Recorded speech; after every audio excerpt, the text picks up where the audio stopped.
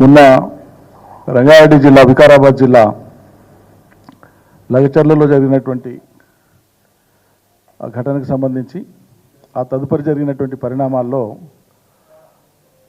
రైతుల్ని అదేవిధంగా మాజీ శాసనసభ్యుడు శ్రీ పట్నం నరేందర్ రెడ్డి గారిని క్రిమినల్ కేసులో పెట్టి వాళ్ళందరినీ కూడా రిమాండ్కి తరలించటం, దీన్ని మేము తీవ్రంగా ఖండిస్తున్నాం. పరిష్కారం కేసులు పెట్టి జైలుకు పంపడం కాదు.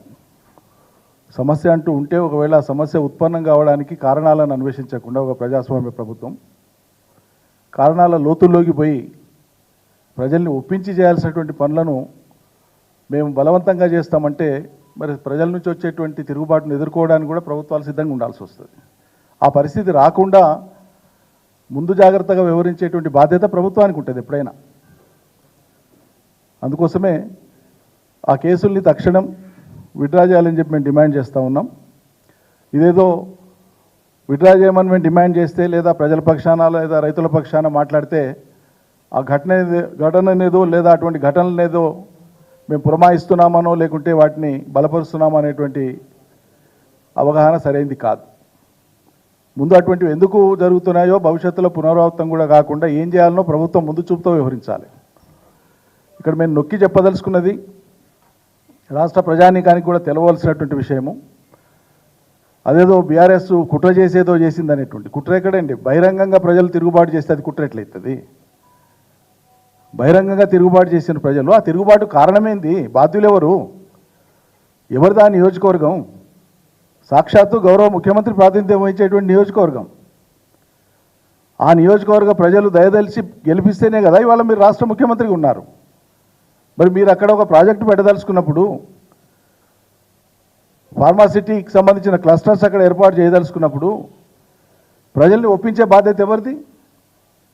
ముఖ్యమంత్రిగా కాదు, ముందుగా స్థానిక శాసనసభ్యుడిగా మీ మీద ఉంది కదా బాధ్యత. ఎన్నిసార్లు పోయినారు? ఎన్నిసార్లు ప్రజల మధ్యలో కూర్చున్నారు? ఎన్నిసార్లు ప్రజలను ఒప్పించే ప్రయత్నం చేసినారు?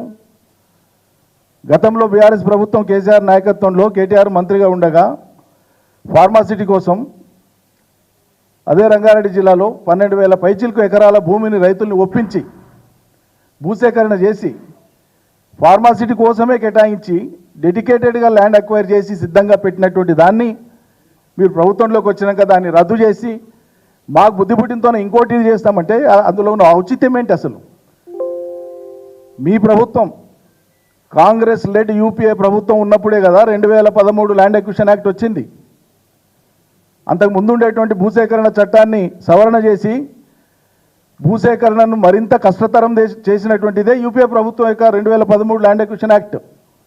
ఈ దేశంలో ఎక్కడ ప్రజోపయోగం కోసం ఏ ప్రాజెక్టు కోసమైనా ఎక్కడ సేకరణ చేయదలుచుకున్నా 190 ఆటంకాలను కల్పిస్తున్నదే మీ చట్టం, మీరు తెచ్చిన చట్టమే. అటువంటి 2013 భూసేకరణ చట్టంలో ఉండేటువంటి నిబంధనలను, కఠిన నిబంధనలను అధిగమించి ప్రజల్ని ఒప్పించి ఫార్మాసిటీ కోసం ఆ ఎల్ల ముచ్చర్ల దగ్గర 12,000 పైచిలకు ఎకరాలను మా ప్రభుత్వం ఆనాడు కేసీఆర్ నాయకత్వాన కేటీఆర్ నాయకత్వాన సేకరించి రెడీగా పెట్టింది. దాన్ని వాడుకునే విఘ్నత ప్రదర్శించకుండా ఈరోజు అమాంతంగా పోయి అది పక్కకు పెట్టేసి నాకు బుద్ధి పుట్టినతోనే పోయి రైతులు వద్దన్నా కాదన్నా నేను బలవంతంగా తీసుకుంటా, సాక్షాత్తు ఆయన అన్న బహిరంగంగా ఒక రాజ్యాంగేతర శక్తి, ఆయన వార్డు మెంబర్ కూడా కాదు కనీసం. ఇప్పుడు ఆంక్షల నడమైన 200 వాహనాలు పెట్టుకొని పోతే పోలీసు వాళ్ళు అనుమతిస్తారు. డీజీపీ గారు బాధ్యత వహించారా మీరు దీనికి? పోలీస్ యంత్రాంగం బాధ్యత వహించారా దీనికి? అధికార యంత్రాంగం బాధ్యత వహించారా దీనికి?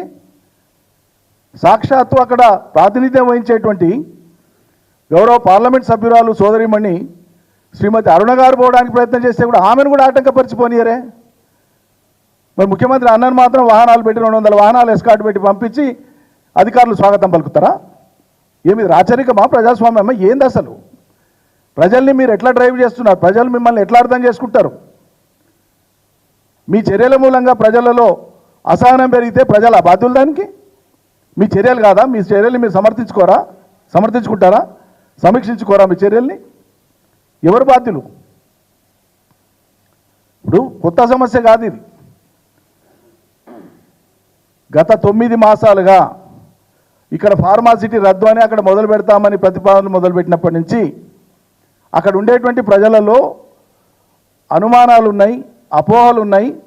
అక్కడ వదిలిపెట్టి ఇక్కడెందుకు వస్తున్నారు, ఇదే ఫార్మాసిటీ కోసం అక్కడ భూములు ఉండగా ప్రభుత్వం తీసుకోగా అక్కడ చేయకుండా ఇక్కడికి ఎందుకు వస్తున్నారు, దీనికి తోడు ప్రజల కళ్ళ ముందలాడ కనిపిస్తున్నది ఏంది, బయటికి ఎవరు కూడా దీన్ని చెప్తలేరు, రాస్తలేరు ఎక్కడ కూడా. దురదృష్టవశాత్తు అక్కడ ఏం జరుగుతుంది, గత కొన్ని మాసాలుగా కాంగ్రెస్ పార్టీకి సంబంధించినటువంటి చోటా నాయకుల నుంచి బడా నాయకుల దాకా ఎక్కడెక్కడ ఇప్పుడు కొడంగల్ నియోజకవర్గంలో, వికారాబాద్ జిల్లాలో, అటు జైరాబాద్ ప్రాంతంలో ఎక్కడెక్కడైతే ఇవి క్లస్టర్స్ వస్తున్నాయని ప్రచారం జరిగిందో అక్కడ చాలామంది వీళ్ళు పోయి భూములు కొంటా ఉన్నారండి. స్థానికంగా ఉండే ప్రజలకు తెలిసి వస్తూ ఉంది అది.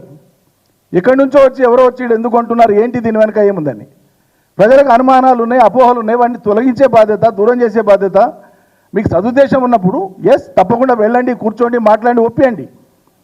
మేము ప్రాజెక్టులు కట్టినాడు, ఎన్ని రిజర్వాయర్లు కట్టినాం మేము, ఒక పాలమూరు రంగారెడ్డి కిందనే 5 రిజర్వాయర్లు కట్టినాం. కాళేశ్వరం కింద కట్టిన రిజర్వాయర్లు ఇన్ని చేసినాం మరి. కానీ ఆ రోజు మీరు పోషించిన పాత్ర ఏంది, మీలాగా మేము చేస్తున్నామా ఈరోజు? ప్రజల దగ్గర పోయి మీరు భూములు లేకండి అని కానీ చెప్పినామా?